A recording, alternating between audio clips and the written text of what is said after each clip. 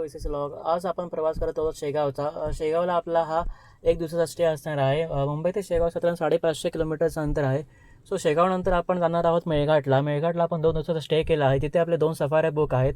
आपण समृद्धी हवाई मार्गे आपण प्रवास करणार आहोत. साधारण मुंबई ते शेगाव हे 10 ते 12 तासाचं अंतर आहे. समृद्धी हवाईमुळे मुंबई ते शेगाव किंवा मुंबई ते नागपूर हे अंतर खूप सोपं झालं आहे.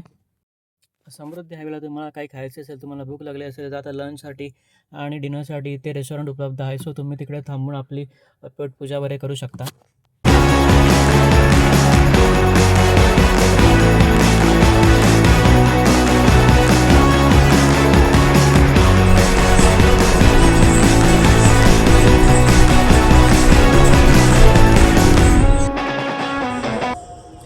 हे आहे शेगावचे संत गजानन महाराजांचं देवस्थान.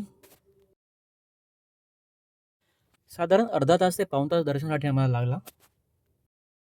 शेगाव संस्थांचं नियोजन इतकं छान आहे की तुम्हाला इथे लाईनीमध्ये प्रत्येक ठिकाणी त्यांनी पिण्याच्या पाण्याची सोय केली आहे. त्याच्यामुळे तुम्हाला इथे कसाही त्रास होत नाही. सो शेगावनंतर आम्ही तिकडे लोकलचे काही साईट सीइंग होते ते फिरण्यासाठी आम्ही तिकडे ऑटो केले. हे ऑटोवाले साधारण 150-200 रुपये घेतात 3 सीटचे.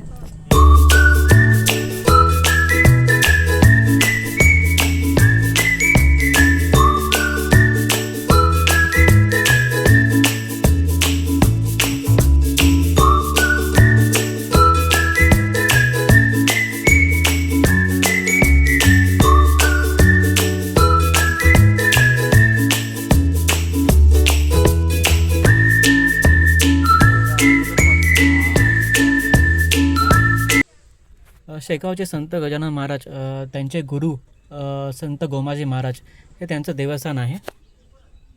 तर शेगावचा मंदिर परिसर असू दे किंवा इकडचा संत गोमाजी महाराज इकडचा परिसर, प्रत्येक ठिकाणी तुम्हाला स्वच्छता खूप चांगल्या प्रकारे बघायला मिळेल. त्यावेळेचे संत गोमाजी महाराजांचे लाकडी वाहन आहे ज्याच्यातून ते प्रवास करत असत. ते त्यावेळेचे संपूर्ण सागाच्या लाकडाचे बांधलेले यज्ञकुंड आहे. सो आता दुसरा दिवस आहे. आम्ही शेगावनंतर आम्ही आज निघालो आहोत मेळघाटसाठी. मेळघाटला नरनाळा गेट इथे आम्ही चाललो आहोत, जिकडे आमच्या 2 सफाऱ्या बुक आहेत. ऑनलाईन बुकिंगची जी काही लिंक आहे ती डिस्क्रिप्शनमध्ये ऑलरेडी शेअर केली आहे, तुम्ही ती बघू शकता. सो साधारण संध्याकाळी 6:30ला आम्ही मेळघाटला बसू. तुम्ही बघू शकता किती छान असा व्ह्यू आहे आणि थंडी पण एकदम छान पडली होती. हा आहे मेळघाटचा नरनाळा गेट. इथून आपली सकाळी उद्या 6:30 वाजताची सफारी असणार आहे. 9:30 वाजता आम्ही जेवायसाठी आलो आणि डिनर तर एकदम मस्त होता. चिकन आणि ते पण खानदेशी प्रकारचे आणि भाकरी. Good morning. आजचा आहे 3रा दिवस. सकाळी 6:30 वाजता आमची सफारी सुरू झाली आहे. 4 तासाची ही आपली सफारी असणार आहे. कोर एरिया आणि बफर एरिया हे दोन्ही सफारीमध्ये असतात. मेळघाटच्या जंगलाबाबत मी वाचलं होतं की हे मेळघाटचे जंगल हे खूप म्हणजे ताडोबापेक्षा पण एकदम टेन्स आहे. सो जेव्हा इथे आलो आणि त्याची आम्हाला एकदम जाणीवसुद्धा झाली की हे जंगल खूपच एकदम घनदाट आहे.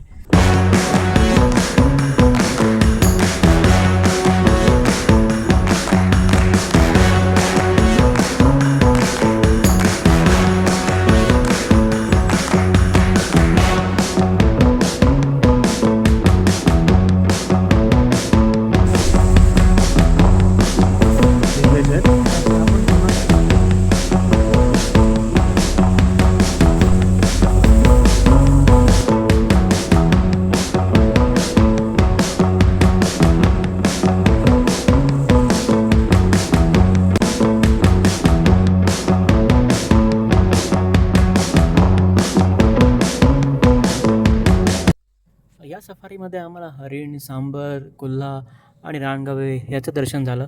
पण ज्याचं आम्हाला दर्शन हवं होतं तो म्हणजे वाघ, त्याचं दर्शन अद्याप काही झालं नव्हतं.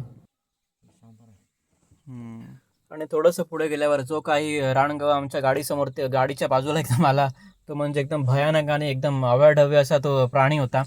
असं म्हणतात की जर रानगव्याची शिकार करायची असेल वाघाला तर कमीत कमी 4 ते 5 वाघ एकत्र लागतात. हा तुम्ही तो रानगवा पुढे मी तो व्हिडिओ बघू शकता. तो कसा गाडीच्या लेफ्ट साईडला होता.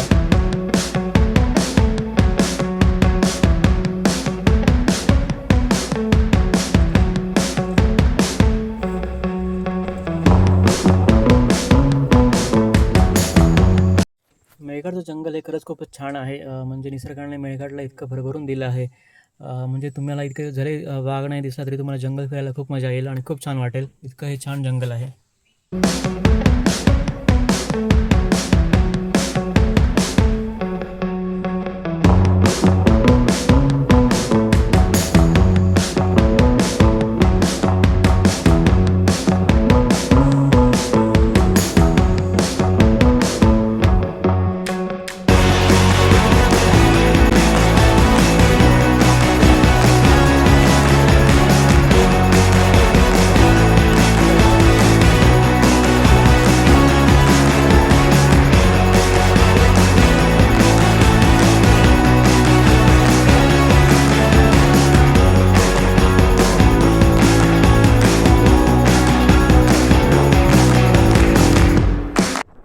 सो सकाळच्या सफारीत आम्हाला वाघ काही दिसला नाही. आम्ही पुन्हा आलो रिसॉर्टवरती.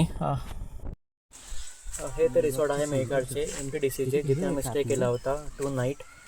सो याचे डिटेल्स, याची ऑनलाईन लिंक मी तुम्हाला शेअर करेन डिस्क्रिप्शनमध्ये, तुम्ही नक्की तिथे विजिट करा.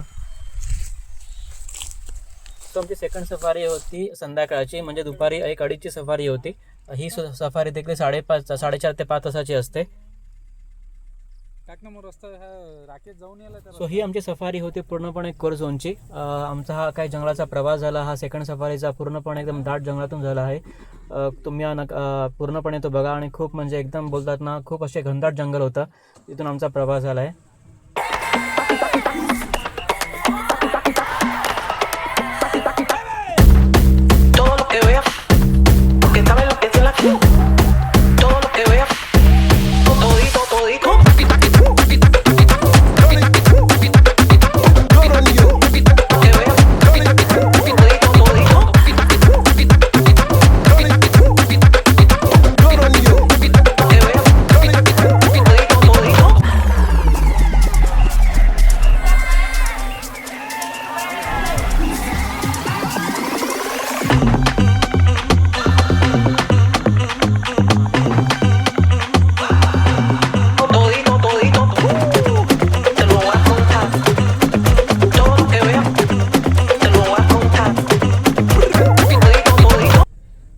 ज्यांच्यातर्फे आम्ही सफारी केली होती त्यांचं नाव आहे शिवराज कोरपे.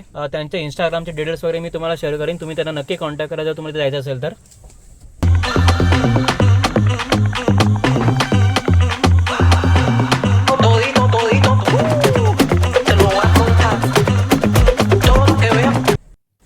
हे आहे शिवराज कोरपे. अजून ह्यांच्या बाबतीत सांगायचं म्हटलं तर ह्यांनी मला खूप चांगल्या प्रकारे मदत केली. आमची गाडी देखील बंद पडली होती. सो त्या जंगलामध्ये आणि त्या घाटामध्ये ज्या प्रकारे ह्यांनी आम्हाला मदत केली ती खरंच म्हणजे हॅट्स ऑफ टू देम.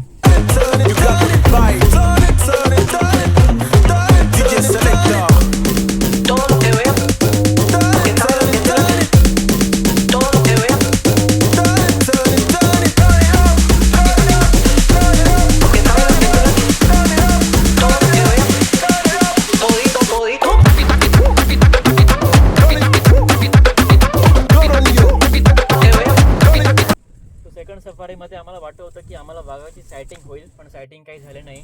वाघाने आम्हाला दर्शन काही दिलं नाही. सो जंगल हे खरंच खूप छान आहे. ही सफारी आमची देखील 2 सफारी आमच्या खूप छान झाल्या. तुम्ही इथे नक्की या. इथे सायटिंग होते. आणि मला वाटतं त्यावेळी आम्ही जेव्हा गेलो नोव्हेंबर डिसेंबरला, तेव्हा इथे गवत खूप वाढले होते. त्याच्यामुळे सायटिंगला थोडा म्हणजे प्रॉब्लेम येतो. सो तुम्ही इथे नक्की या. ह्यांना शिवराज कोरपेंना कॉन्टॅक्ट करा. सो हा व्हिडिओ आता इथे आपण संपवूया. व्हिडिओ लाईक करा, सबस्क्राईब करा आणि शेअरसुद्धा करा. सो नेक्स्ट डेला आम्ही निघू मुंबईसाठी. सो पुन्हा एकदा व्हिडिओ नक्की बघा, लाईक करा आणि सबस्क्राईबसुद्धा करा. थँक्यू आणि धन्यवाद.